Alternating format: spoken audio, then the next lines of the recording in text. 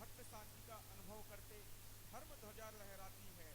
गीता वेद पुराण पुराणों में समृद्ध समुचित रस घोल रहे, और कितने भाग्यशाली हम हैं जो गुरुवर की जय बोल रहे, जो गुरुवर की जय बोल रहे। इन्हीं पंक्तियों के सभी साथ लोग प्रवचन हॉल में आने का प्रयास करेंगे। सभी लोग बैठ जाएं।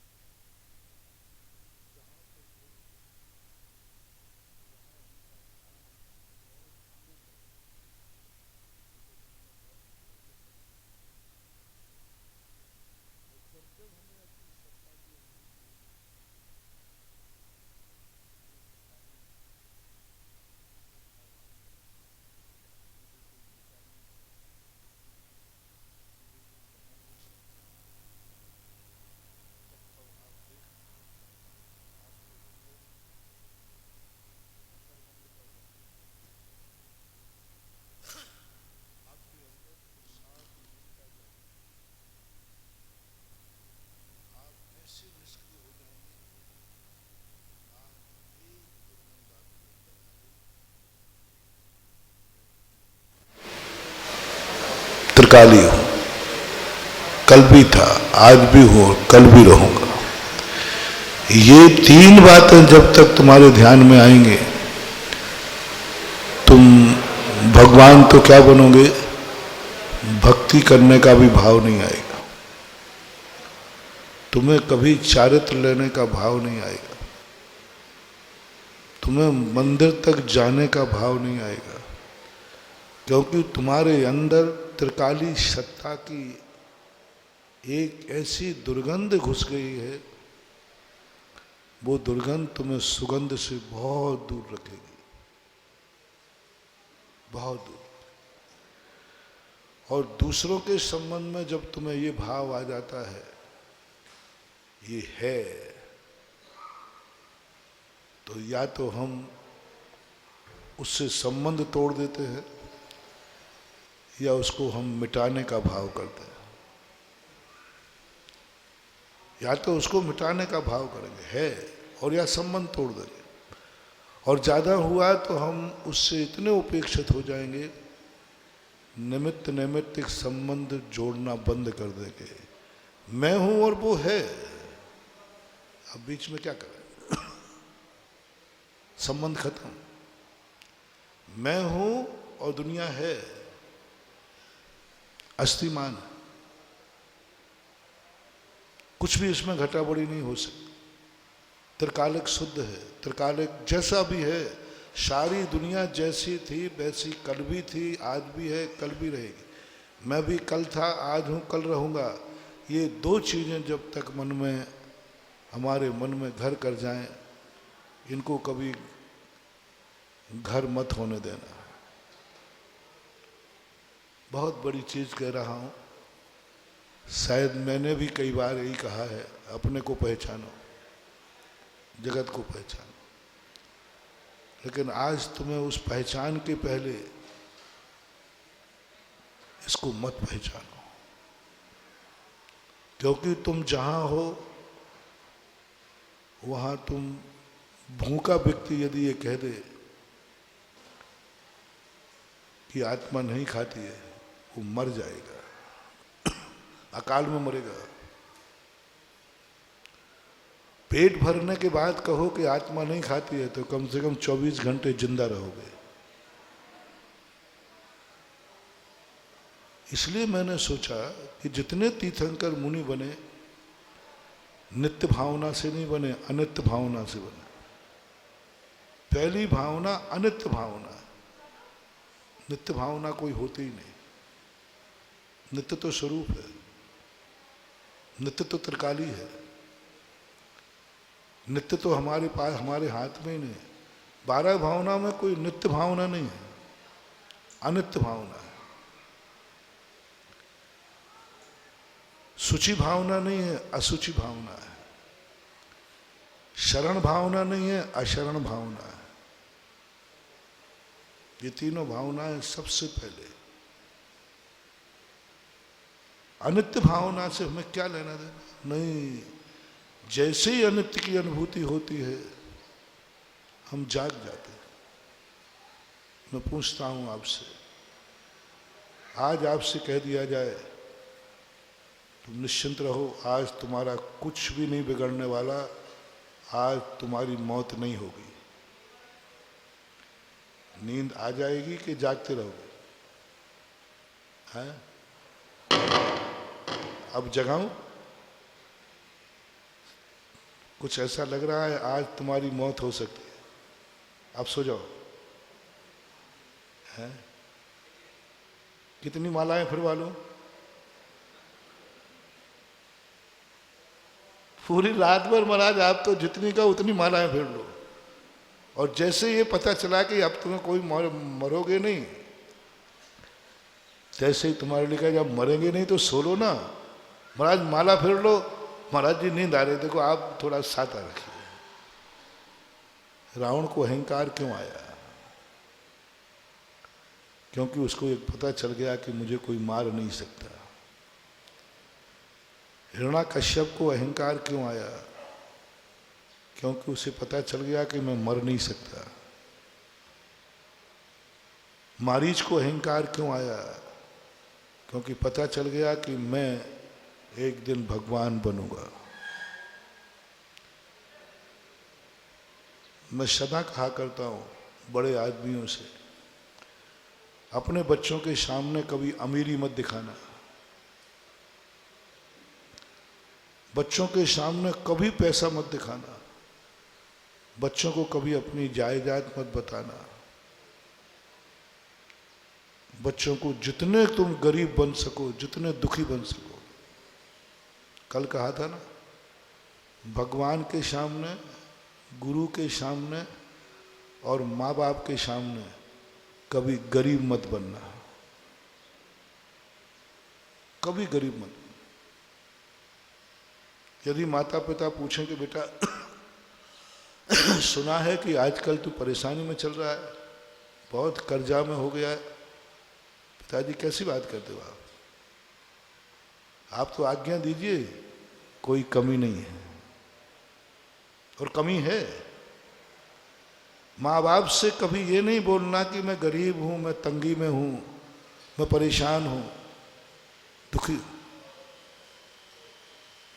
बड़े होने की बात कह रहा हूं, बचपन की बात नहीं कर रहा। कभी नहीं बोलना। तुम्हें मालूम है कि तुम्हारी इतनी परेशानी है कि खाने को भी नहीं है, लेकिन माँ बाप को जब खिलाने की बारी आए तो कहना पापा क्या बात करते हो, आप तो खाइए है। नहीं बेटा तू बहुत परेशान है, अरे ये किसने कह दिया आपसे। माँ बाप के सामने सदा अमीर बने रहना। जब जब तुम्हें माँ बाप के सामने अमीर बनने का भाव आए, आज नोट कर लेना, तुम्हारे अच्छे दिन बहुत जल्दी आने वाले हैं। उनकी सेवा के लिए गरीब नहीं, उनकी जरूरत के लिए गरीब नहीं, उनके सुख के लिए कभी गरीब मत बनना। बहुत बड़ी बात कह रहा हूं। पिताजी के लिए सुख देने के लिए कभी गरीब मत बनना, असमर्थ मत बनना। उनकी आवश्यकता की पूर्ति के लिए कभी ये मत कहना कि मम्मी पापा आप इतनी बड़ी इच्छा कर रहे हो, आपको मालूम है आजकल धंधा ठीक, आजकल ठीक। कभी मत बनना महानुभाव, कभी मत बनना। और तुम्हारे पास कुछ भी नहीं है और माँ बाप ने कोई ऐसी इच्छा व्यक्त कर दी जो तुम समर्थ भी नहीं हो, तुम एक ही बात मानो, पापा रुको मैं करूंगा, है मेरे पास है, इंतजाम करने चले जाना, चले जाना और आ जाना मंदिर में भगवान के पास। भगवान तू सर्वज्ञ है, तू सर्वज्ञ है, सब जानता है कि मेरी हालत क्या है, लेकिन मैंने गुरु ने कहा है कि माँ बाप की इच्छा पूरी करने के लिए कभी दर्द नहीं बनना। अब प्रभु तू बता मैं क्या करूं। बस इतना करके तुम नमोस्तु कर लेना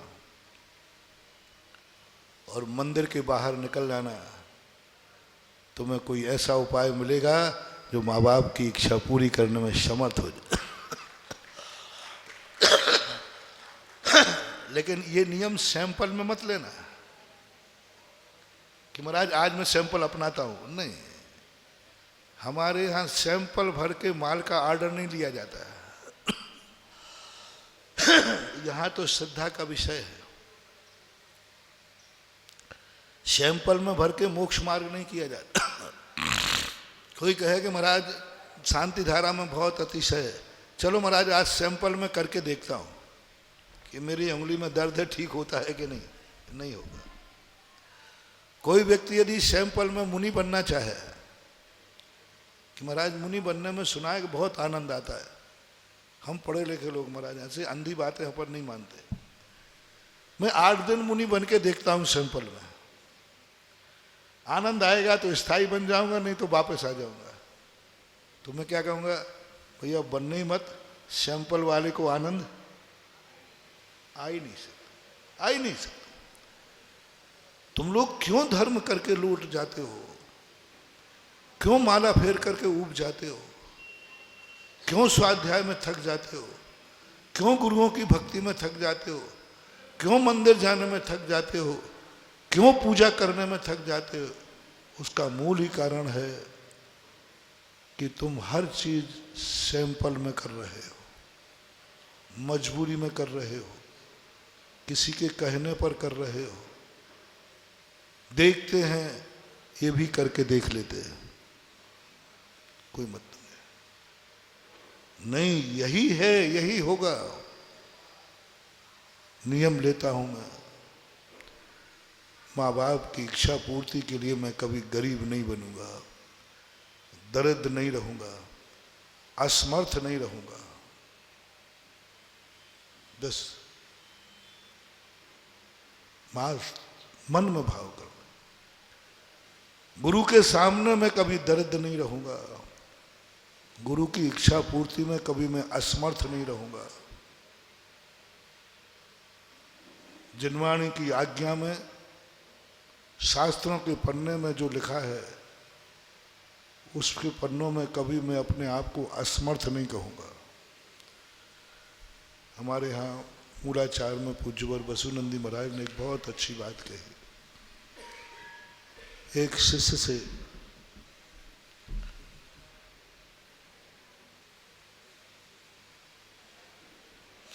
प्रायश्चित लेने गए दो शिष्य। एक शिष्य कहता है गलती तो हो गई, और गुरु महाराज पता नहीं क्या प्रायश्चित दे देंगे, गुरु का क्या भरोसा। तो वो क्या करता है, गुरु महाराज 3 दिन हो गए सिर दर्द हो रहा है बहुत जोर से, आहार में तो लेते ही नहीं बन रहा, थोड़ा सा लेता, पेट भी दुख रहा है, कमर भी दुख रही है, और कल महाराज बुखार सा भी दिख रहा है, बुखार सा भी दिख रहा है। तो गुरु महाराज कहते हैं अच्छा तकलीफ है? हाँ महाराज बहुत तकलीफ है। बस जैसे गुरु द्रवीभूत हुए, बोले महाराज वो एक गलती हो गई तो उसका प्रायश्चित और दे देना। अब क्या खाक दे दूं, मरे को क्या मारूं, अब क्या खाक दे दूं, तू वैसे ही मर रहा है, सिर दर्द वैसे ही हो रहा है, माला फेरेगा नहीं, बुखार वैसे। वहां इतनी निंदा की उन्होंने कि तू प्रायश्चित नहीं ले रहा है, एक नया पाप कमा रहा है, गुरु से कपट कर रहा है, प्रायश्चित नहीं नया पाप। दूसरा शिष्य गया गुरु के सामने, गुरु महाराज जी बहुत अच्छा, सब कुछ अच्छा चल रहा है। गुरु महाराज ने कहा कि सुना है कि तुझे बुखार आ रहा है? नहीं नहीं महाराज ऐसे कोई बात नहीं, पता नहीं किसने कहा, कुछ नहीं, झूठ बोल गया, मैं पूर्ण स्वस्थ हूं, अपनी स्वस्थता बता करके। और गुरु से कहता है गुरु महाराज गलती हो गई थी, प्रायश्चित दे दो। यानी वो सोचता है कि कहीं गुरु मेरी कमजोरी देखकर प्रायश्चित कम ना दे दे, कम ना दे दें, और एक सोच रहा है कि कहीं गुरु हमारे स्वास्थ्य को देखकर प्रायश्चित ज्यादा ना दे दें। दोनों में से जिनवाणी में क्या लिखा वो बाद में बताऊंगा, आपसे पूछता हूं, दोनों में से आपको कौन अच्छा लग रहा है?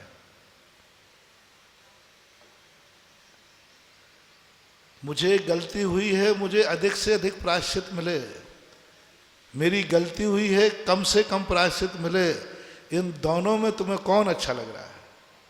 शेयर करो थोड़ा, है? इसका अर्थ इसलिए पूछ रहा हूं कि मेरी बात तुम्हें समझ में आ रही?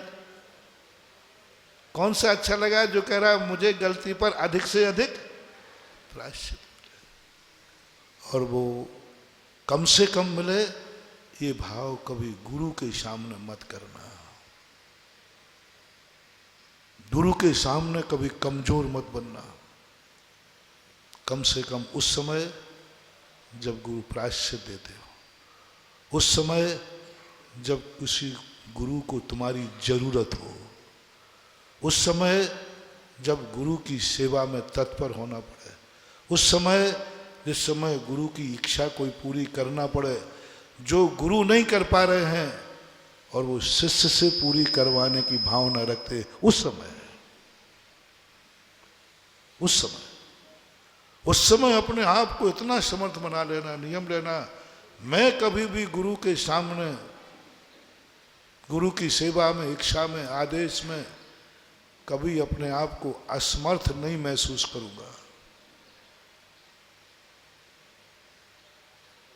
बस इसी प्रकार जिनेन्द्र देव ने जो कुछ भी हमारे लिए आदेश दिया है, जिनेन्द्र देव तुम्हारे भगवान है या दुश्मन? बोलो। भगवान। वो तुम्हारा अहित चाहेंगे कि हित? उन्होंने जो भी शास्त्रों में कहा है यह मान के पढ़ना, इसमें जो भी कहा है परम दयालु, परम कृपालु देवादि देव जिनेन्द्र ने कहा है, इसमें जो कुछ भी कहा है वह सब मेरे हित में कहा है। जो कुछ भी कहा है, हम कभी अपने आप में ये महसूस नहीं करेंगे कि जिनवाणी में लिखा है इसको पालन करने लायक मैं कहाँ हूं। जिनवाणी में कहा है कि मुनि बनो, मैं कहाँ हूं मुनि बनने लायक? मत करना बंधु, मत करना। जो कुछ भी लिखा है, जो कुछ भी कहा है, ये कहना मैं इस जिनवाणी के शब्दों के सामने कभी असमर्थ नहीं बनूंगा। जिनवाणी ने कहा है कि मैं मुनि बन सकता है तो मैं बन सकता हूं, मैं भगवान बन सकता हूं तो मैं भगवान बन सकता हूं, मैं वृत्ति बन सकता हूं तो बन सकता हूं, मैं ज्ञानी बन सकता हूं तो बन सकता हूं, मैं पापों को छोड़ सकता हूं तो छोड़ सकता हूं, मैं कसाय छोड़ सकता हूं तो। शास्त्र में लिखा है कि तू कसाय छोड़। मेरे भगवान अन्यथावादी नहीं होते। मेरे भगवान कभी अन्यथावादी, उन्होंने लिखा है कि हे भव्य प्राणी तू कसाय मत कर, असमर्थ मत बनाना।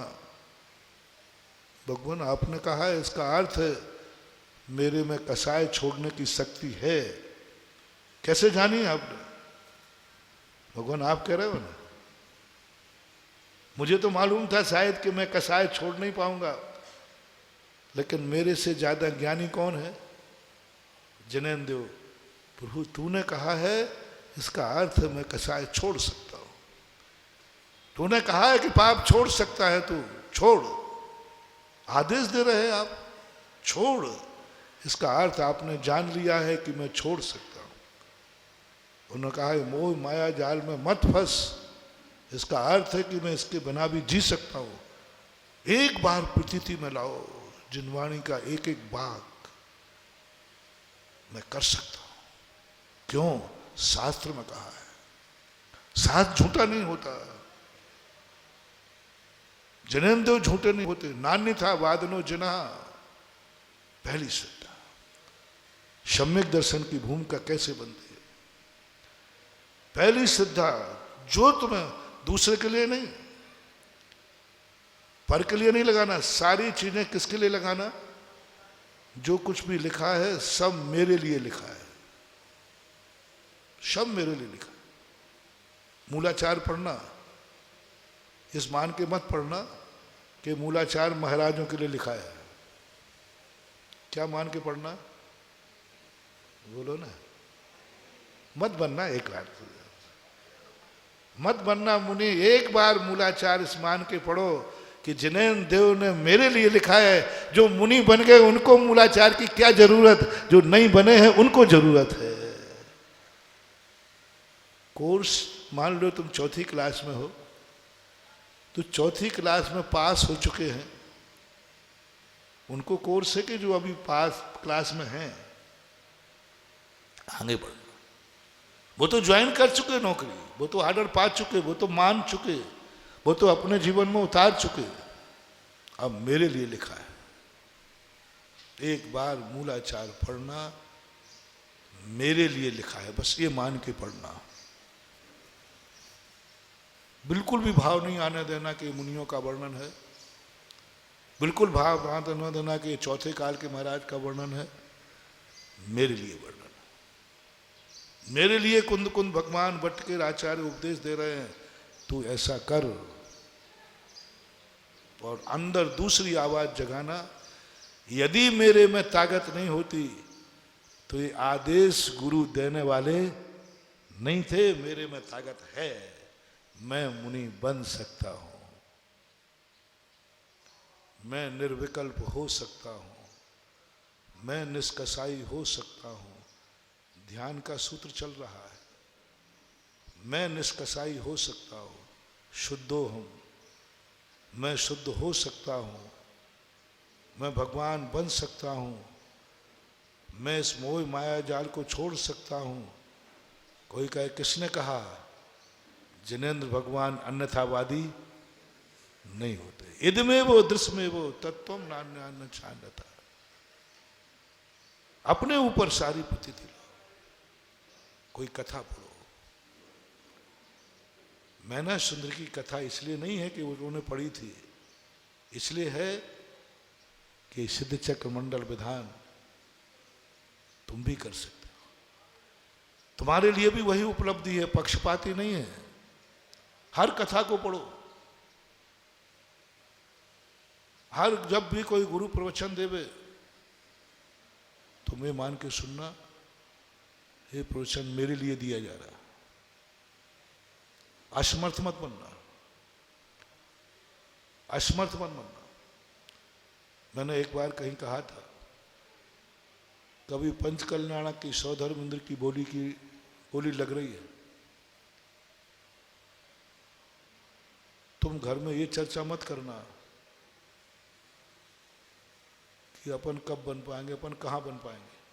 समर्थ बनकर के सुबह उठना, स्नान करना। कहाँ जा रहे हो? बोले आज पंचकल्याण की बोलियां लगेंगी।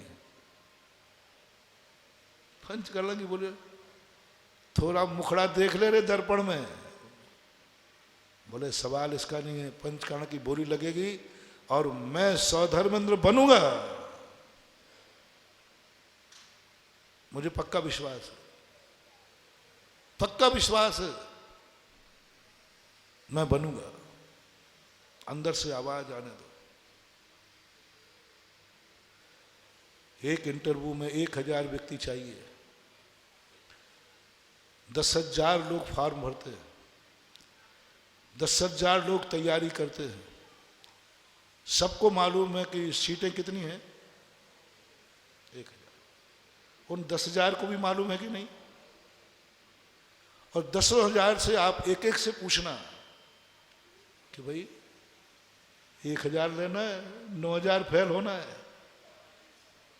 उन 10,000 के जो पढ़ने के हौसले हैं वो किस दम पर पढ़ रहे हैं? बोलो भाई। उस 1000 में मेरा नंबर, माँ बाप को मालूम, उसको मालूम, सबको मालूम कि 9,000 को फेल होना है, पक्का है, कोई नहीं टाल सकता। लेकिन उन 9,000 की बुलंदी देखो। 10,000 में रोल नंबर है, उसने कहता है भैया तू कहाँ लगेगा 10,000 में? बोले डिस्टर्ब मत करो, मुझे तैयारी कराने दो। रोल नंबर जरूर 10,000 में है, लेकिन मैं अपनी दम पर 1,000 में आके रहूंगा और कोई तुम्हारी बात सुनने वाला नहीं है। ऐसा तुम्हारे लोक व्यवहार में होता है कि नहीं? होता है, हो रहा है। हर इंटरव्यू के पहले ही निर्णय होता है इतनी सीटें हैं, लेकिन हजारों लाख हो जाते हैं। बोलो वे मूर्ख हैं या ज्ञानी हैं? 1,000 सीट के लिए 10,000 दौड़ रहे हैं, वे 10,000 दौड़ने वाले मूर्ख हैं या ज्ञानी हैं?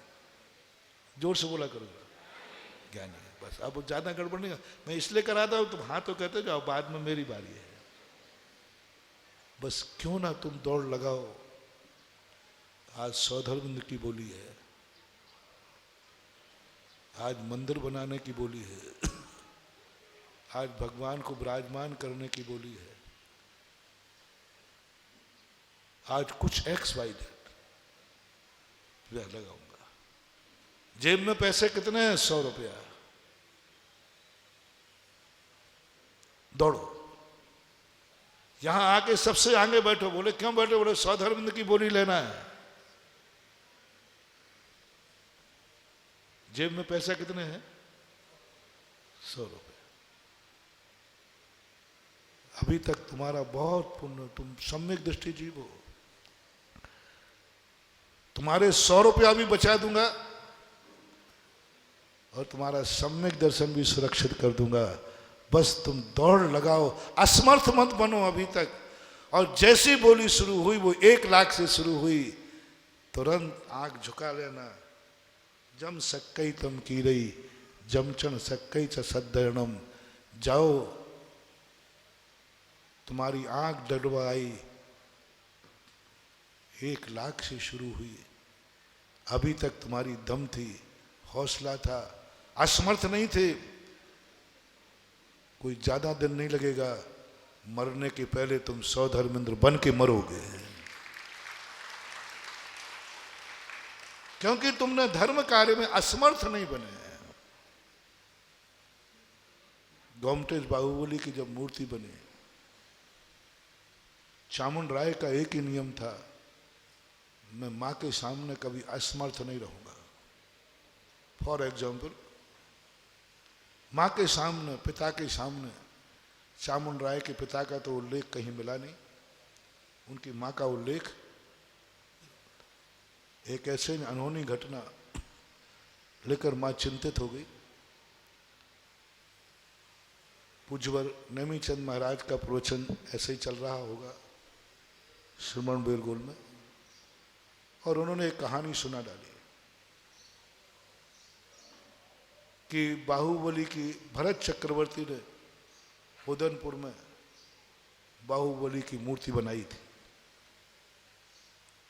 और ऐसी अलौकिक मूर्ति थी, ऐसी थी, बहुत वर्णन कर दिया। ये मूर्ति ऐसी थी कि जिसके दर्शन करने मात्र से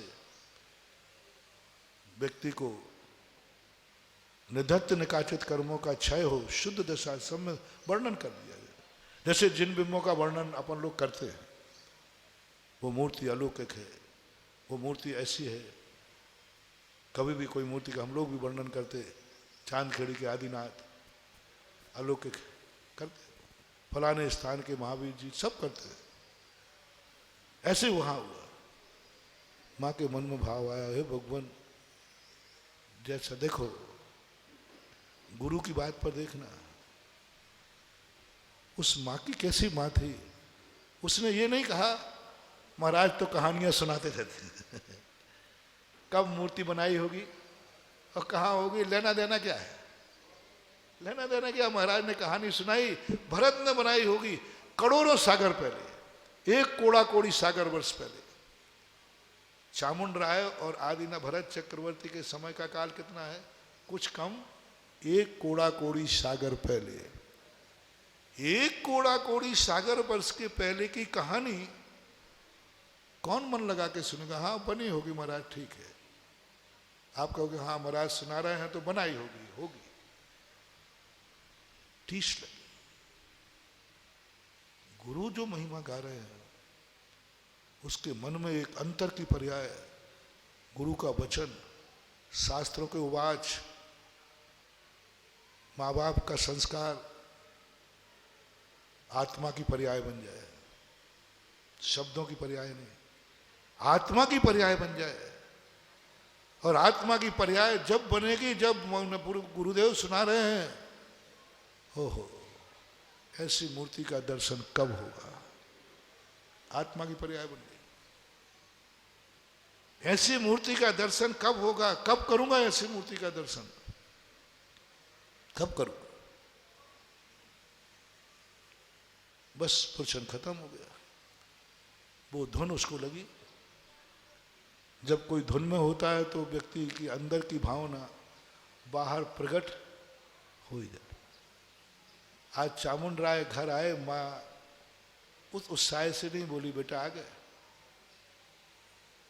माँ कुछ का कुछ कर रही है। माँ सच बताओ बात क्या है, किसने क्या कहा, तेरी कमी क्या है। माँ तुरंत झिझक गई। गुरु और माँ के 2 लक्षण होते हैं,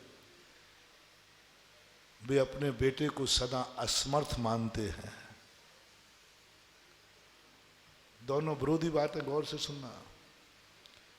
माँ और गुरु का एक सबसे बड़ा गुण होता है कि वे अपने शिष्य को, माँ अपने बेटे को सदा असमर्थ मानते हैं। मेरे बेटे में ये ताकत कहाँ, क्योंकि उन्होंने अपना असमर्थ दशा देखी है। सदा मानना, गुरु भी भगवान माँ भी, ये दोनों अपने चेले को सदा असमर्थ मानते हैं, क्योंकि उनकी दृष्टि में वो सदा छोटा है। माँ झूठ बोल गई, नहीं नहीं कुछ नहीं बेटा, माँ झूठ मत बोलो। महानुभाव, इस प्रसंग में एक बात और कहते चलो। मरने के पहले आप लोगों ने अपनी जाना कितनी इच्छाएं पूरी कराई हैं माँ बाप से।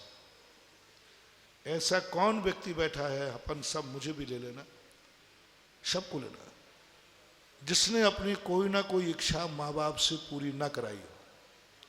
कैसे? अच्छे से नहीं तो रो करके, मचल करके, और इतने पर नहीं मानी तो धमकी दे करके। दुर्योधनों की कमी नहीं है। दुर्योधन जब धृतराज नहीं मानते तो एक ही धमकी दे देता, मेरी बात मानते हो नहीं तो मैं। धृतराज, रुक भाई रुक, बाप का तो प्राणी बेटा होता है। दुर्योधन बन करके दुनिया में एक भी व्यक्ति ऐसा नहीं है जिसने अपनी माँ बाप की इच्छाएं पूरी न कराई हो। और जैसे तैसे करके तुम बताते हो। मैं एक सपूत को बात कहना चाहता हूं, अपने मरने के पहले जिंदगी में माँ बाप की इच्छा क्या है उसको जानने का प्रयास जरूर करना। वो बात जानो, जैसे बने तैसे जानो। जन्म देने के पहले दोनों ने जन्म देने का भाव क्यों बनाया? माँ बाप ऐसे ही नहीं बनाया। वो ख्वाब, वो इच्छा, तुम्हें जन्म देने के पहले वो इच्छा दोनों की क्या थी जो तुम्हें जन्म दिया? इतने कष्ट उठाने को तैयार हो गए, इतनी जिंदगी को मौत के रिक्स में डालने को तैयार हो गए, इतना टेंशन ले लिया। कोई ना कोई ख्वाब था। कोई भी रिक्स लेते हो तो उससे कोई फायदा दिखता है तभी लेते हो कि यूं ले लेते हैं? कोई ख्वाब था। माँ बाप बताएंगे नहीं,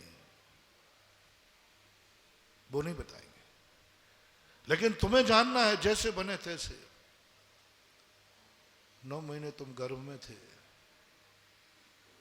दोनों बैठकर कुछ चर्चाएं करते थे, कुछ ख्वाब सजाते थे, कुछ इच्छाएं करते थे, मेरा बेटा कैसा हो। मम्मी पापा को क्या जानना है? तुम खुद मम्मी पापा हो, तुम खुद बता दो ना। बोलो, कोई ख्वाब होते हैं कि नहीं? मेरा बेटा कैसा हो, किस तरफ का, ये सारी बातें तुम्हारे मन में आती है। जन्म के बाद जब खेलता है, कई बार माँ बाप की नजर लग जाती है बेटे को, क्योंकि वो उसमें ख्वाब देखने लग जाता है। नजर कब लगती है? मेरा बेटा बड़ा होगा, राजा होगा, ये होगा, बस नजर लग गई उसी समय। माँ बाप की नजर लगती है। बेटे को दुश्मन की नजर कम लगती है, माँ बाप की नजर बेटे को ज्यादा लगती है, क्योंकि सबसे ज्यादा ख्वाब कौन सजाता है? राजा बेटा। और अभी नजर लगती। वो इच्छा जानो। पढ़ाया जब तुम्हें तब तुम उन्होंने क्या इच्छा की होगी वो जानो। और एक बात और जान लेना, बुरा नहीं मानो तो कह दूंगा, और मान भी जाओगे तो मेरा क्या ले जाओगे। शादी करने के पहले तुम्हारी शादी की थी, उस समय दोनों ने क्या इच्छा की थी? 3 इच्छाएं। तुम्हें जन्म देने के पहले की इच्छा क्या रही होगी? दूसरी इच्छा, जब तुम गर्भ में आए उस समय माँ बाप की क्या इच्छाएं थी? तीसरी इच्छा, जब तुम जन्म लेकर के उनकी गोदी में खेलते थे, पढ़ने जाते थे, तब की इच्छा। चौथी इच्छा, जब उन्होंने विवाह करने का मन बनाया तब दोनों की क्या इच्छा थी? वैसे 4 इच्छाएं तुम जान करके अपनी जिंदगी का बहुत बड़ा कोर्स दिया है तुम्हें। तुम्हारी इच्छाएं नहीं पूछ रहा हूं, वो तो तुम्हें मालूम है, मुझे सब मालूम है क्या क्या तुमने। तुम्हारी 4 नहीं 400 इच्छाएं हैं। 4 इच्छाएं जानने का प्रयास करो। जिंदगी का कोर्स, जिंदगी का सबसे बड़ा कोर्स है। क्या इच्छाएं थी? ऐसा हो नहीं सकता कि इनकी कोई इच्छा ना हो। यदि अब इसके लिए एक बार तरीका मैं बताता हूं। 1 बार पूछोगे, 2 बार पूछोगे, 100 बार पूछोगे, वो नहीं बताएगी। वो नहीं मेरा कोई इच्छा नहीं थी, कोई इच्छा नहीं थी, तो सब राजा बेटा वो सब तुम्हारे लिए करते थे। इसके लिए तुम्हें धमकी देना पड़ेगी। यदि नहीं बताया तो लो मेरे अन्न जल का त्याग है। जैसे अपनी इच्छाएं मनाने के लिए धमकी दी थी ना, ऐसे ही मां बाप की इच्छा जानने के लिए एक बार धमकी दे डालो, एक बार संकल्प कर डालो, मैं इच्छा जान के रहूंगा। मां रो पड़ेगी, बेटा क्या करेगा जान करके। हमारे जो ख्वाब थे, जो इच्छाएं थी, उनकी पूर्ति करने लायक तू नहीं है, तू समर्थ नहीं है। तेरी कुवत में जान रहा हूं, तू क्या मेरी इच्छा पूरी करेगा? क्यों पूछ करके दुखी होता है? क्योंकि मैं तुझे असमर्थ मान रहा हूं। दोनों रो पड़े। उनकी इच्छाएं बोले, बेटा मेरी इच्छाएं तू सुन के करेगा क्या? तू समर्थ नहीं है। इसलिए वो इच्छाएं सब मैंने पी ली, मैंने खत्म कर दी।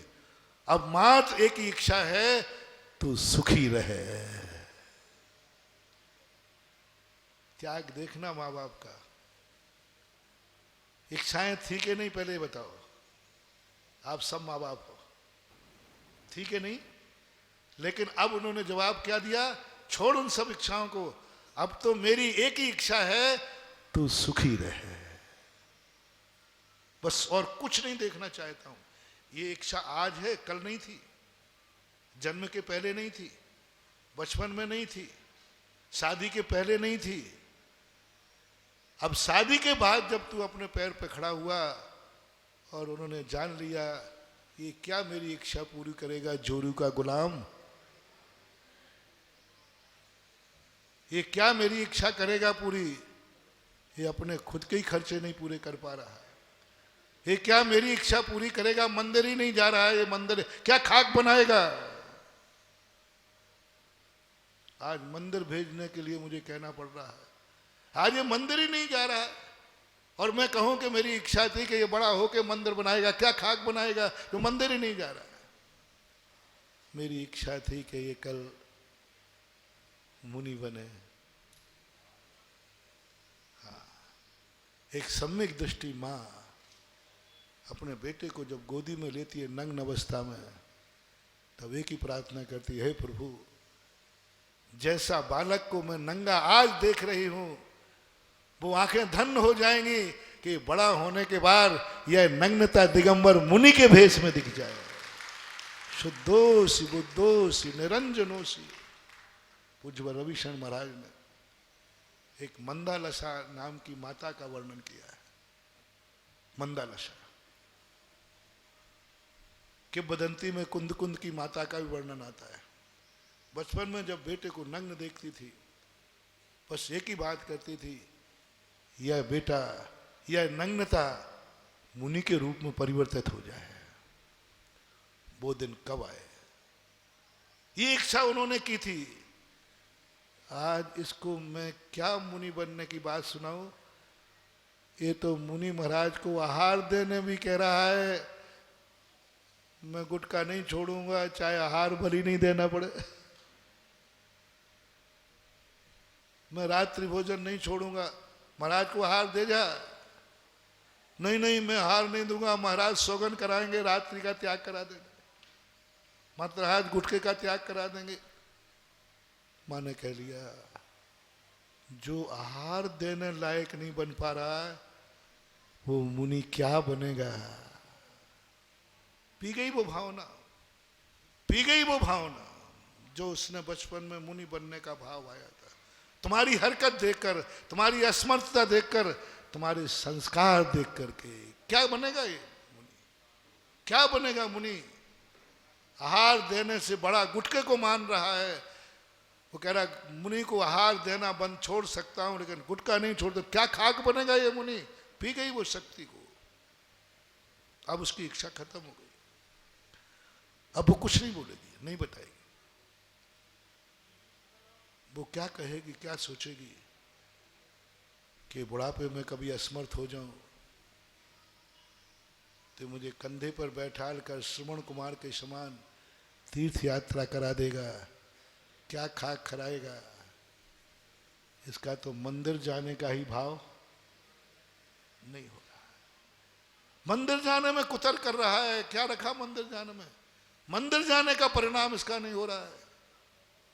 ये क्या मुझे तीर्थ यात्रा कराएगा, कंधे पर बैठाल के वो भावना पी जाएगी, दोनों पी जाएंगे। अब नहीं बताएंगे, अब वो एक ही बात कहेंगे, बेटा तुम सुखी रहो, यही मेरी, ये झूठ बोल रही है, बहुत झूठ बोल रही है, ये उसका आज का ख्वाब है, ये तुम्हारे लिए बहुत बड़ा तमाचा है। जब जब माँ बाप तुमसे ये कहें कि हमारी कोई इच्छा नहीं तू सुखी रहे, समझ लेना कि तुम्हारी औकात उन्होंने जान ली है और तुम्हारी औकात को उन्होंने पहचान लिया है, इसलिए वो आज ये शब्द बोल रहे हैं। ये इच्छा नहीं बोल रही है, ये मोह बोल रहा है। जब जब वो एक बात कहें तू सुखी रहे, यही मेरी इच्छा है, यही मेरी इच्छा थी। कोई जीव को सुखी देने के लिए जन्म नहीं देता है कि हमारे घर में बहुत धन दौलत है, 2-4 बच्चे पैदा हो जाएं जिससे वो सुख से रहे। हर व्यक्ति अपने सुख के लिए करता है, स्वयं के सुख। लेकिन हमारा सुख, हमारी बदनीयत, हमारे बुरे संस्कारों ने माँ बाप के सुख से ये कहलवा दिया, मेरी कोई इच्छा नहीं है, तू सुखी रहे, मैं तुम्हें नुक्स सिखा रहा हूं। जब जब माँ बाप ये शब्द बोले, तुम अपने आप को 2 आंसू बहा देना, मैं सपूत नहीं, मैं कपूत हूं। क्योंकि माँ बाप ने क्या शब्द कह दिया, मेरी कोई इच्छा नहीं, तू सुखी रहे। यही गुरु की और यही शिष्य की समझना, बेटे करेगा। गुरु की कुछ इच्छाएं होती हैं, ऐसे दीक्षा नहीं देते। और गुरु ये कह दे मैं मुझे कोई इच्छा नहीं, तू सुखी रहे, समझ लेना गया, खत्म हो गया, कुछ नहीं। उनकी इच्छाएं जानने का प्रयास करो। अब तरीका तुम्हें अपनाना पड़ेगा चामुंड राय का। चामुंड राय की माँ ने कह दिया, बेटा कुछ नहीं, काहे को तुम्हें चक्कर पड़ता है? अरे मैं तो बूढ़ी हो गई, मंदिर से आई, थोड़ी थक गई थी। माँ ये थकान का चेहरा नहीं उतरा है, थकान का चेहरा अलग होता है। थकान में मन चंचल नहीं होता, मन विक्षिप्त नहीं होता। माँ नहीं बताने को तैयार, क्योंकि वो जानती है जो इच्छा मेरी हुई है, इस इच्छा को पूर्ति करने की सामर्थ्य मेरे बेटे में नहीं है। मेरे बेटे में नहीं, मेरे में इच्छा हुई है कि मैं पोधनपुर के बाहुबली का दर्शन करूं जो अलौकिक है। उस मूर्ति का जोड़ दुनिया में कहीं नहीं है। ऐसी लोग, वो इच्छा कहां से पूरी करेगा बेटा? ना उसका एड्रेस है, ना उसका पता है, यही पता नहीं कि पोधनपुर है कहां, यही पता नहीं कि वो मूर्ति बनाई कहां थी। महाराज लोग बहुत खतरनाक होते हैं, बस आग लगा देते हैं और बस फ्री हो जाते हैं। हम लोग भी दुनिया भर की बातें सुनाकर प्रवचन में तुम लोगों को उत्तेजित करते हैं। मोक्ष के सुखों का वर्णन देकर कितना उत्तेजित किया देखो। मेरे गुरु ने इतना उत्तेजित हुआ कि हम चल पड़े, हम लोग उसी के लिए चल। ना हमें मालूम नहीं है, लेकिन उन्होंने इतनी महिमा गाई, इतनी महिमा गाई कि मन मचल उठा कि ऐसे सुख को पाने के लिए हम कुछ भी करने को तैयार हैं और मुनि बन गए। क्या मैंने मोक्ष देखा है? झूठ मत बोलना। देखा है? नहीं देखा। और कहां जा रहा हूं? मोक्ष मार्ग पर। थोड़ा पूछ लेना महाराज मोक्ष है कहां, पूछ लेना।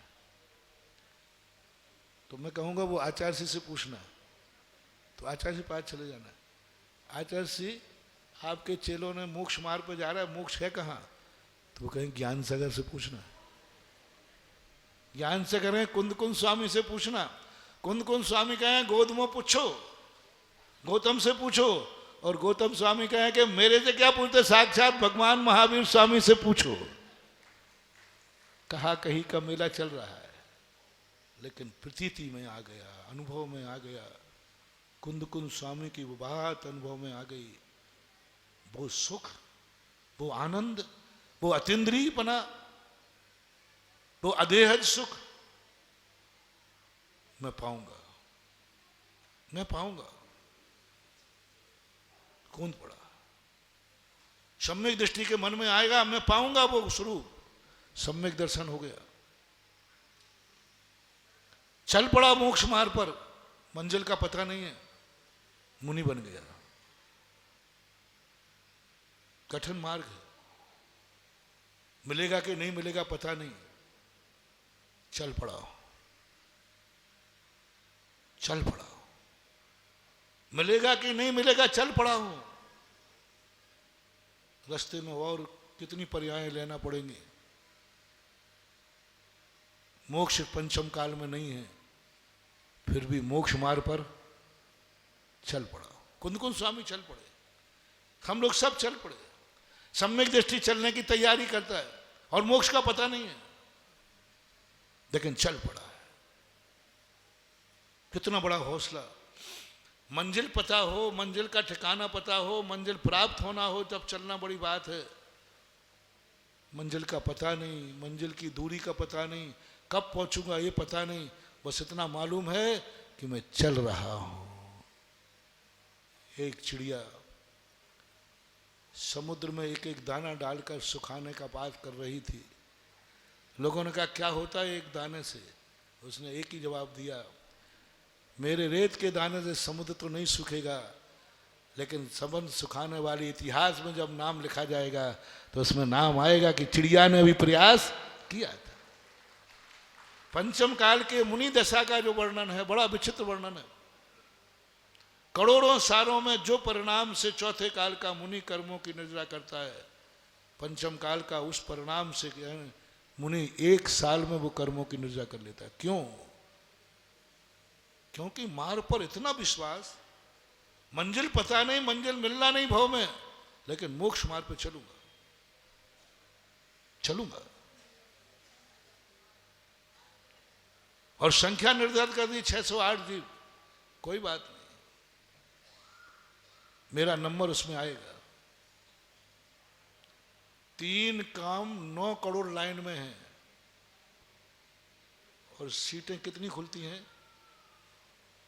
608 जी मोक्ष जाते, और लाइन में कितने हैं? एक बार किसी ने कहा तो महाराज जी ये क्या है कि 1000 सीटें 10,000 फार्म भरते। हमने कहा यार तुम्हारे यहाँ तो बहुत कम है, हमारे यहाँ 608 सीटें और 3 कम 9 करोड़ लाइन में दौड़ते हैं। 3 कम 9 करोड़ लाइन में दौड़ते, और इतना पक्का है 608 से एक भी ज्यादा, और लाइन कितनी लगाए सोचो, 3 कम 9 करोड़। यहां तो 1000 पे 10,000 की थी, कितना परसेंट हुआ? और वहां 600 में 3 कम 9 करोड़, और 3 कम 9 करोड़। हर मुनि से पूछना, ये द्रव्यलिंगियों की संख्या नहीं है भगवान, ये किनकी संख्या है? अब 3 कम 9 करोड़ हर मुनिराज से पूछना कि बाबा जी आपका नंबर? बोले 608 में है, अगले 6 महीने में। चौथे काल की बात कर रहा हूं, आज तो ठीक है। विदेश क्षेत्र के किसी मुनिराज से पूछें क्या बात है, इतना ध्यान क्यों कर रहे हैं, सामायिक क्यों कर रहे? बोले मालूम नहीं, इंटरव्यू है। कितने लिए जाना? बोले 608। तो तुम्हारा नंबर? बोले 608 में है। पूरी ताकत लगा करके इंटरव्यू में बैठ गया। 10,000 लोग पढ़ रहे हैं, इंटरव्यू दे रहे हैं, दिन रात एक कर रहे हैं, और उनको भी मालूम है कि 1000 जाना है। क्यों ना धर्म क्षेत्र में हम यही इंटरव्यू शुरू कर दें। हर क्षेत्र में मेरा नंबर है, पूजा में, अभिषेक में, बोली में, धर्म में, सब में नंबर लगाओ, मेरा नंबर है। मैं असमर्थ नहीं हूं, मैं समर्थ हूं। चामुंड राय ने घोषणा कर दी, मां ठीक से बताती हो या नहीं, ठीक से बताती हो या नहीं। बोले कोई इच्छा ही नहीं है तो क्या, झूठ बोल रही है। संसार में सबसे ज्यादा कोई व्यक्ति झूठ बोलता है तो मां अपने बेटे से, बचपन से ही सबसे ज्यादा झूठ बोल। किसी व्यक्ति के झूठ बोलने के बाहर गिन लेना बच्चे के, मां को झूठ बोलना ये गॉड गिफ्ट है। उसी झूठ पर बच्चा पलता है। यदि मां बेटे से सत्य बोलना शुरू हो जाए तो उसे निपुती होना पड़ेगा। ना जाने क्या क्या बाबा ले गया। बोलो काला झूठ के सफेद झूठ। यदि ये झूठ बोलना मां ना सीखे तो बेटा बचेगा क्या, नहीं बच सकता। तो मां के झूठ को झूठ नहीं माना गया, लेकिन सबसे ज्यादा झूठ बोलना पड़ता है। चामुंडा कहता मां ठीक से बताओ। लो जब तक तू नहीं बताएगी मेरे अन्न जल का त्याग है। धमकी दे डाली। अपनी इच्छा पूरी करने के लिए जो धमकी देते हो वो दुर्योधन है, और जो माँ बाप की इच्छा पूरी करने के लिए धमकी देता है वो चामुंड राय है। कौन है आज ऐसे सपूत जो माँ बाप की इच्छाओं को जानने का प्रयास करे, अपनी इच्छाएं पूरी करने में जिंदगी खपा देते हैं। एक बार भी ये भाव नहीं करते कि कोई माँ बाप की भी तो इच्छा है हमारे प्रति, हमारे प्रति माँ बाप के भी तो कोई ख्वाब हैं। एक बार परिणाम भी आना, कहाँ है टाइम तुम्हारे पास। यही तुम्हारा सबसे बड़ी कृतज्ञता है। जो कल मैंने भूमिका बनाई थी, तुम्हारे पास जो कुछ भी संस्कार है वो किसी का दिया हुआ है, उसका पता करो। जो कुछ भी है, जिस पर तुम्हें गर्व है, कल की बात ध्यान करो। जिस पर तुम्हें गर्व है, मैं मनुष्य हूं, मैं जैन हूं, मैं भारतीय हूं, जिस पर भी तुम्हें गर्व है, ये निर्णय कल कराया था कि यह तुम्हारी स्वयं की उपज नहीं है। जो भी हमारे जीवन में अच्छाई आई है वो कहीं ना कहीं किसी ना किसी निमित्त से आई है। उसका पता करो, उसका पता करो। तो कल मैंने उसके पता करने का होमवर्क दिया था। आज पता चलने के बाद उसकी इच्छा जानो। उसने मेरे ऊपर उपकार क्यों किया, उसने मुझे संस्कार क्यों दिया, उसने मुझे क्यों जन्म दिया, उसने क्यों मेरे कपड़े धोए, उसने क्यों मेरी गंदगी साफ की, उसने क्यों मुझे रुलाने से बचाया, उसने क्यों इतने कष्ट उठाए, बस क्यों प्रत्यय लगा दो। क्यों? एक बालक को जन्म देने से बड़े होने तक की कहानी सबको मालूम है। रानी बनकर आई थी तुम्हारे घर में, पति की पत्नी बनकर आई थी, और बेटे को जन्म देने के बाद महत रानी बन जाती है। शादी के समय क्या बोलते हो आप लोग? रानी कोई शब्द का प्रयोग करते हैं, राजा रानी बोलते हैं ना, क्या बोलते हैं? रानी बनकर आई थी और बेटे को जन्म देने के बाद क्या बन गई? महत रानी किसे कहते हैं? बोलो ना। लैट्रिन बाथरूम साफ करे, बच्चे की कर रही है कि नहीं? रानी तुम्हारे खातिर महत रानी बन गई, इससे बड़ा उपकार और क्या चाहते हो रे? क्या चाहते? माँ बाप ने मुझे क्या दिया? अरे माँ बाप रानी से महत रानी बन गई, तुम्हारे खातिर इतना बड़ा त्याग किया है उसने। क्यों बन गई रानी? महत रानी क्यों बन गई? रानी धोबन कैसे बन गई? कपड़े धोए होंगे कि नहीं? कपड़े धोने वाला कौन कहलाता है? रोटी बनाने वाली कौन कहलाती है? क्यों रसोईयन बन गई? क्यों धोबन बन गई? क्यों महतरानी बन गई? क्यों कर्जा लेकर पढ़ाया? क्यों तुम्हारे लिए सब कष्ट उठाए? क्यों? बस क्यों शब्द उत्पन्न करो। क्यों, आज का प्रवचन क्यों पर है। कल का उपकारी को पहले निर्णय किया कि कोई ना कोई है जिसने हमें आज यहां तक पहुंचाया है। आज हम देख रह सकते हैं, आज हम सुन रहे हैं, आज हम बोल रहे हैं, आज हम जी रहे हैं, आज हमें जीने का ख्वाब है, जीने की इच्छा है। कौन है इसके पीछे? हर ऊंचाई के पीछे महानुभाव किसी का हाथ होता है। हर एक कदम आगे बढ़ने के बाद पीछे वाले कदम का हाथ होता है। आगे वाला कदम कब बढ़ा? जब पूरा वजन किसने लिया? दो पैर है ना अपने, अपन ये पैर जब उठाएंगे तो अभी दोनों पे वजन था, इस पैर का वजन किसने लिया? इस पैर ने हुआ, तब कहीं ये कदम आगे बढ़ पाया। यदि ये पैर, दोनों पैर का वजन नहीं उठता रहा तो एक कदम भी आगे नहीं बढ़ता। बस इतना सा सोचना है कि जब भी एक कदम आगे बढ़ते हो तो जो आगे कदम बढ़ के रखाया, विचार करना किसी ने मेरा साथ जरूर दिया है। एक कदम वाला चलता नहीं, उचकता है, फिर वो कोई साथ दिया है। हर कदम पर हमारा कोई ना कोई साथ देता है। वो कौन है? क्यों दिया? क्यों मेरी इच्छाएं पूरी की? क्यों? चामुंड राय के मन में भावा नहीं, क्यों? आज इच्छा जान लो। हर व्यक्ति को अपना ये बात अपने मन में जाकर अपने माँ बाप से पूछना है। आज का होमवर्क है। चामुंड राय जब ये सुना, माँ घबरा गई, बोले पागल हो गया, बूढ़े आदमी की इच्छाएं कोई इच्छाएं होती क्या? बोले नहीं, बूढ़े आदमियों की इच्छाएं ही सही होती हैं, बच्चों की इच्छाएं तो यूं होती हैं। कई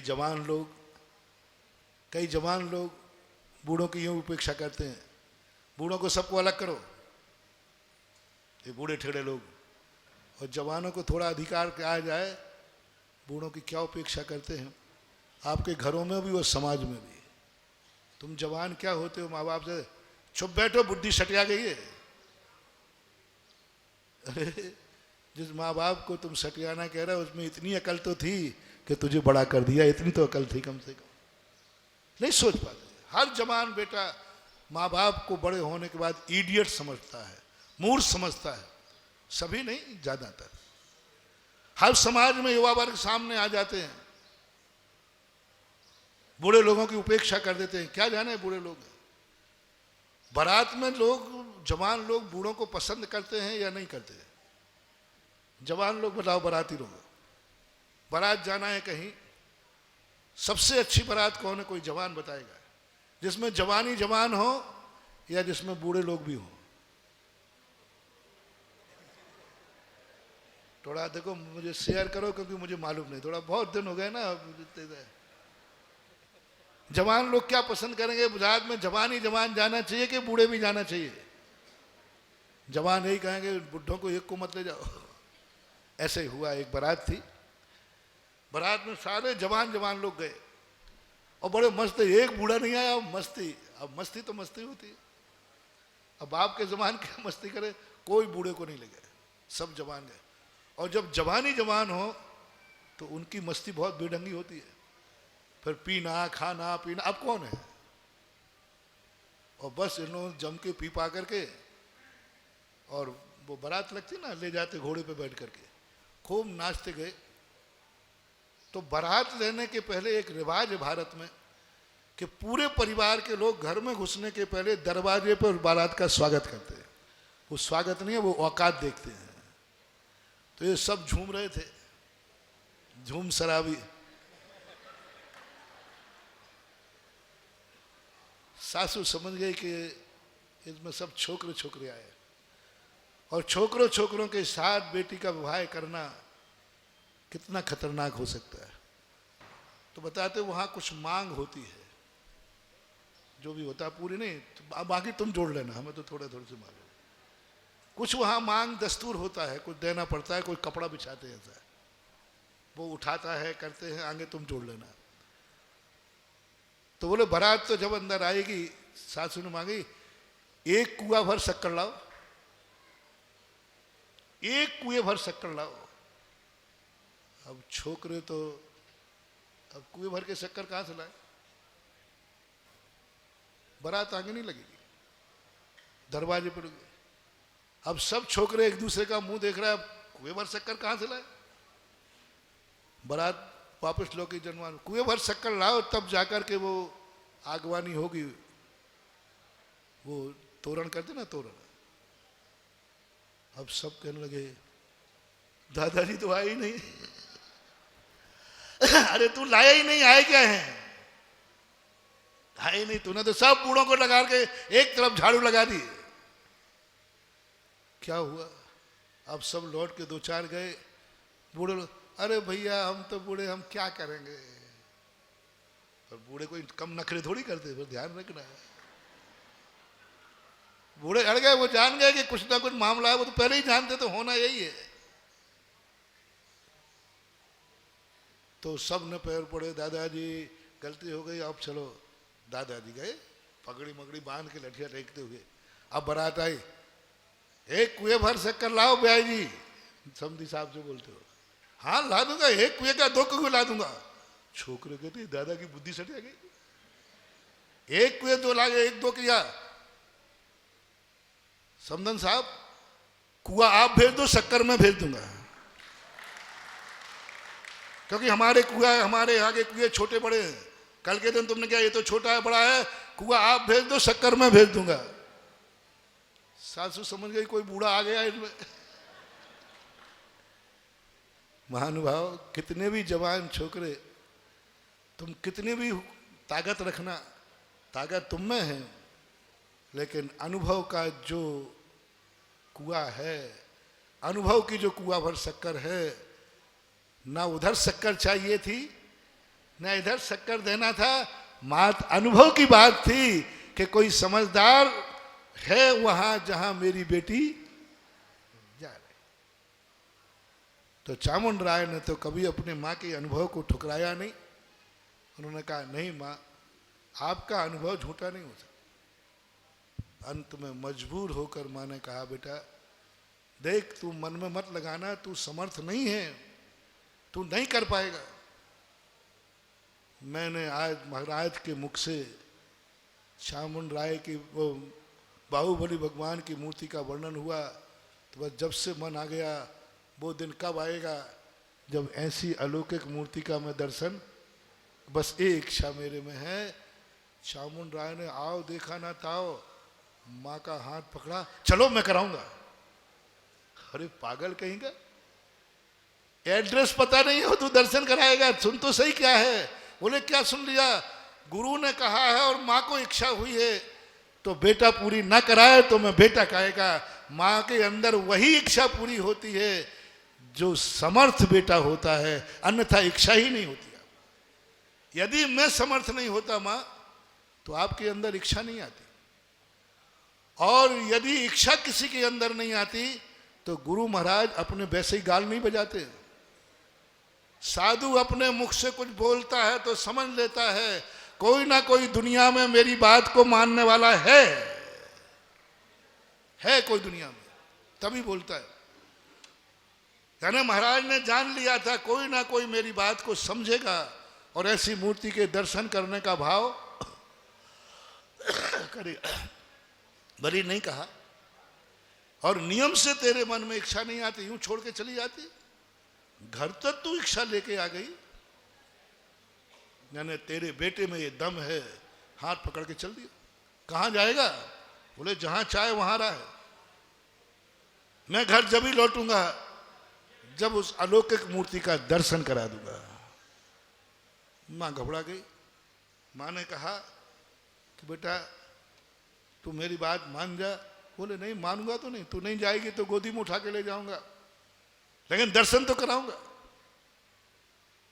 नेमिनाथ मां ने कहा चलो गुरु के पास चलते हैं, उनसे एड्रेस पूछते हैं, पता करते हैं। अब गुरु को खुद पता नहीं है। गुरु महाराज से कहा तो नेमी चंद आचार्य महाराज पूजवर घबरा गए।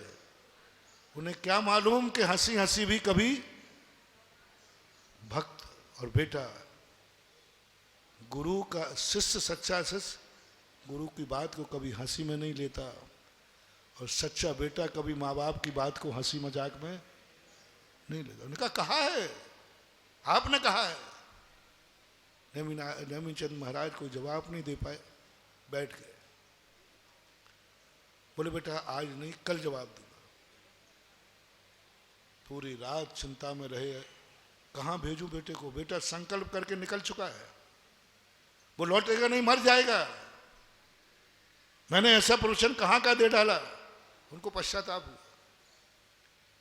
साधु को जब अपनी भूल का पश्चाताप हो, और गलत भूल का नहीं, गलत भूल का नहीं, गलत भूल के पश्चाताप में तो प्रायश्चित होता है।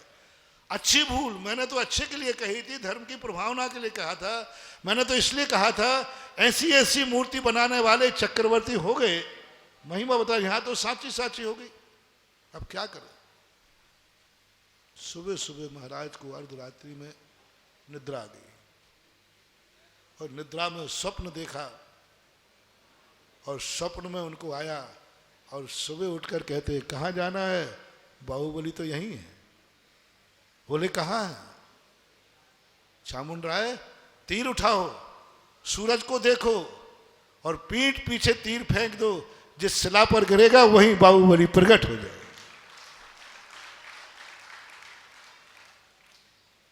क्या चामुंडराय का समर्थ था? नहीं था। लेकिन नियम क्या था? मां की इच्छा पूर्ति के लिए मैं कभी असमर्थ। इस बात का उदाहरण मैं तुम्हें दे रहा हूं, कभी असमर्थ नहीं होना। क्योंकि मैं उन संस्कारों को लेकर आया हूं। एक ही संस्कार तुम्हें पढ़ना है कि जिनके जीवन में तुम्हें उपकार है, उस निमित्त के सामने कभी असमर्थ नहीं होना। और एक गुरु के सामने कभी असमर्थ मत होना। चामुंडराय को कुछ करना नहीं पड़ा, असमर्थ था, लेकिन चमत्कार हुआ। और मूर्ति बनाते समय तो और चमत्कार हुआ। इतना सोना नहीं था, घोषणा कर दी जितना पत्थर शिल्पी काटेंगे उसके बदले मजदूरी में सोना दिया जाएगा। पहले दिन बड़े बड़े खंडे कटे, कहां से लाया होगा सोना, कहां से रहा होगा, कुछ ऐसा लगता है। घोषणा तो कर दी और है नहीं खजाने में। देखो चमत्कार देखना। समर्थ बनो फिर असमर्थ कैसे। असमर्थ मत बनना, समर्थ बनना, फिर तुम कैसे समर्थ बनोगे। उसने कहा मां की इच्छा पूर्ति के लिए मैं ऐसा करूंगा और भगवान की मूर्ति बनाऊंगा। क्या हो गया सुनो। पहले दिन सब मजदूरों को सोना बांटा गया। जो मुख्य शिल्पी था वो घर पहुंचा सोना लेकर के, वजनदार गाड़ी में भर के। मां कहती बेटा आज क्या हुआ। बोले मां मालूम नहीं, चामुंडराय जो राजा है वो मूर्ति बना रहे हैं, और उन्होंने घोषणा की है उनकी मां की इच्छा के कारण कि जितना पत्थर काटेगा उतना सोना दिया जाएगा। आज मजदूरी में सोना मिला है। मां कहती बेटा मैंने किस कपूत को जन्म दिया। एक मां की इच्छा पूरी करने के लिए पत्थर के तोड़ने का सोना दे रहा है, और तू बेईमान होकर के एक दिन की मजदूरी से इतना सोना लेके आ रहा है। आज तक मुझे तेरे पर विकल्प था, जा लौटा के आ, उतनी ही मजदूरी लेना जितनी प्रतिदिन लेता था। तू इतना बेईमान हो गया। एक बेटा मां की इच्छा की पूरी के लिए इतना बड़ा त्याग कर रहा है कि मजदूरी के बदले सोना दे रहा है, और तू उसको समेट के लेके आ गया। आज या तो तू मेरा बेटा नहीं, मैं तेरी मां नहीं। पूरा सोना वापस किया सारे मिस्त्रियों ने, शिल्पियों ने, सारे मिस्त्री और शिल्पियों ने। और मिस्त्री और शिल्पी ऐसे वस्त्र बनाने में हुए। शिल्प की मां ने बेटे को देखा कि ये सही में बना रहा है, गड़बड़ कर रहा है। संक्षेप कर रहा हूं, समय हो गया कि भोजन में नमक डालना बंद कर दिया। जब मूर्ति बन चुकी तब वो शिल्पी कहता है मां आज भोजन में नमक डालना क्यों भूल गई। तो मां कहती बेटा मैं तो बरसों से नहीं डाला, जिस दिन से वो सोना वापस किया मूर्ति, उसी दिन से नहीं डाला। यानी तू मूर्ति बना, भोजन करते हुए मूर्ति बना रहा था, बस यही सबूत मेरे लिए काफी है। कैसी बनती हैं अलौकिक क्षेत्र, कैसे बनते हैं विश्व का 8वां आश्चर्य, कैसे बनते हैं बाहुबली जैसे भगवान, जब ऐसी माताएं हों और ऐसी माताओं के सपूत हो। ओ सपूत लोगो, काश तुम्हारी माँ ऐसी हो, सोचो कभी ऐसा हो तो क्या होगा कटनी में। उस माँ को घर में रखोगे कि निकाल दोगे? हैं?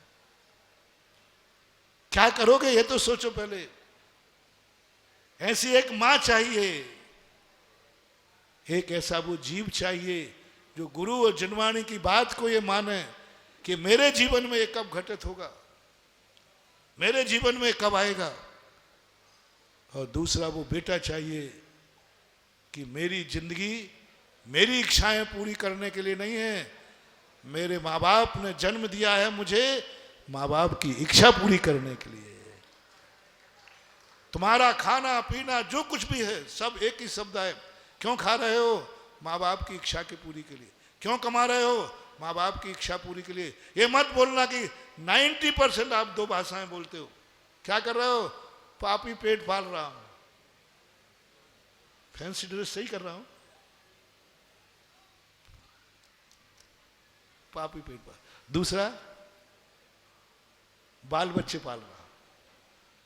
जो पापी पेट के लिए कमा रहा है, जो बाल बच्चों के लिए कमा रहा है, वो इस दुनिया में मात्र नौकर है, मजदूर है, दास है, मजबूर है। अपने से छोटों के लिए नहीं कमाया जाता। तुम ये जानना शुरू करो, किसके लिए कमा रहे हो? माँ बाप के लिए। किसके लिए कमा रहे हो? भगवान के लिए। किस लिए कमा रहे हो? धर्म के लिए, इनके लिए। पर महाराज बाल बच्चों का और पेट का क्या, वो तो चिंता मत कर। तो पहले ये निर्णय तो कर कि मैं जो कुछ भी कमा रहा हूं, जो कुछ भी जी रहा हूं, माँ बाप के लिए जी रहा हूं। मैं कमा रहा हूं, माँ बाप के लिए कमा रहा हूं।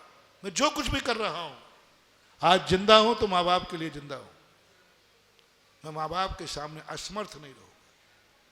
और यदि धर्मात्मा हो तो एक दिन भगवान के सामने खड़े होकर कहना, भगवान जिंदा हूं तो तेरे लिए, खा रहा हूं तेरे लिए, कमा रहा हूं तेरे लिए, आंख कान नाक जो कुछ भी सब मिला है, हे प्रभु सब धर्म के लिए मिला है। और सब कुछ मेरे जीवन में यही लक्ष्य होता है। जब ऐसा परिणाम तुम्हारा आ जाए तो समय आपका हुआ। कल का प्रवचन, संस्कार किसी के जीवन में आया है तो कहीं से आया है, वो कौन है इसकी खोज हमें करना है। और जब उसका पता चल जाए तो उसकी कैसे पूजा करना है, उसके साथ क्या व्यवहार करना है, वो तुम्हारी जिंदगी में कौन से सिंहासन पर बैठेगा, कौन सा होगा, वो निर्णय तुम्हें आज हमने बताया। आज इतना ही कहकर के आपके पास जो कुछ भी है, आज ये तीर्थ क्षेत्र, बस कटने वाले दुनिया वालों से एक ही कहना है, इस तीर्थ क्षेत्र को भार मत मानना, सौभाग्य मानना। माँ बाप की सेवा भार मान के मत करना, सौभाग्य मान के करना। मंदिर को कभी सौभाग्य मान के मत करना, भार मत मानना कि अभी मंदिर की पूजा रखी है, सौभाग्य मान के मानना। और तीर्थ बन रहा है तो कटनी वालों ये सोचना, मैंने कौन से जन्म में पुण्य किए थे कि मेरे जीवन काल में किसी तीर्थ क्षेत्र की स्थापना हो रही है और मेरे 2 किलोमीटर पर तीर्थ बन रहा है। अपन तीर्थों को कल प्रश्न आया था ना कि दुनिया भर के तीर्थों को देख कर रखते हैं, कैसे बनाए होंगे लोगों ने ये मंदिर, कैसे बनाए होंगे इन पहाड़ों पर मंदिर। हम कितने भाग्यवान हैं, लोग वो थे जो तीर्थ कैसे बनते हैं ये सोचते सोचते चले गए। तुम वो हो, तीर्थ कैसे बनते हैं तुम अपनी आंखों से देख रहे हो। ऐसा हो भाग्य मान करके, सौभाग्य मान करके अपना कार्य करें और अपने जीवन में मात्र पेट के लिए संसार के लिए ही कमाने के लिए तुम पाप नहीं कर रहे हो, कुछ धर्म के लिए भी ऐसा करो जिससे हो। आज इतनी कह के विराम करता हूँ। महावीर भगवान की। बोलो आचार्य गुरुवर श्री विद्यासागर जी महाराज।